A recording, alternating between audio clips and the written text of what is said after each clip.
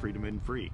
Defending freedom is no walk in the park, but a walk in this park reminds us about the sacrifice it takes. People keep asking, well, what is that thing on the campus of the South Oldham High School and Middle School? It's the Veterans Memorial Park of Kentucky in Crestwood, created to serve two purposes. One is to honor and recognize the contribution of veterans to America, and the second is to educate the public, and in particular the youth. Stephen Davis volunteers as a board member for the park. It really is something different and special, not just here in Kentucky, but worldwide. I've traveled worldwide, and it's a really remarkable place for what it does here. And while the park is here to teach, students also have an active role in designing it. It was like, yeah, I want to sign up. What do I have to do? Bryce and Sebastian worked on the World War I monument before graduating from Butler High. Tried to find, relations to Kentucky, things like that. The students prepare the text for the monuments. They provide the research for that.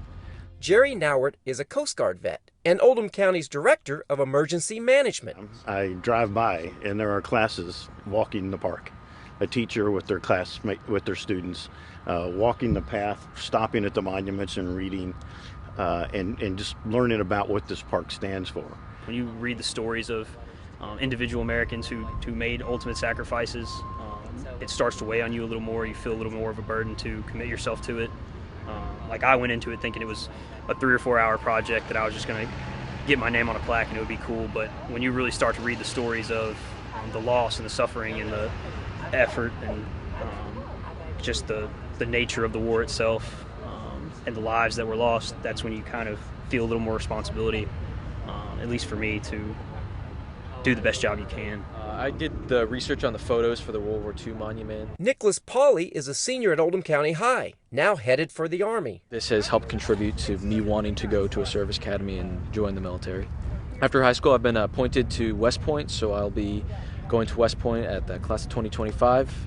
Keeping the history alive is extremely important to being educated people.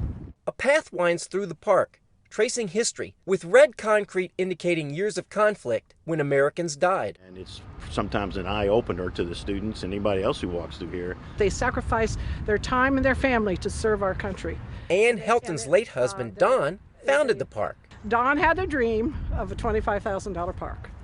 The dream exploded, and now this park will cost about over $1 million when it is complete. And probably it'll keep on going.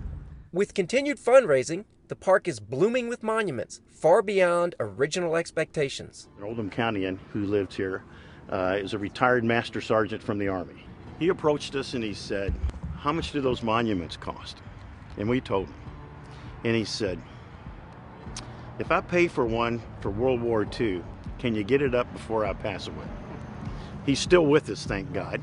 He's our hero in this county, but Sergeant Howard Griffin is the one who paid for this World War II. We have a bench that commemorates Medal of Honor recipients. There's a POW bench that commemorates an individual who was in a POW camp during World War II.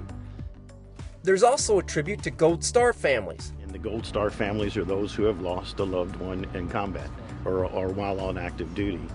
This photo is actually... I think it is important to learn from the past so we are not doomed to repeat it.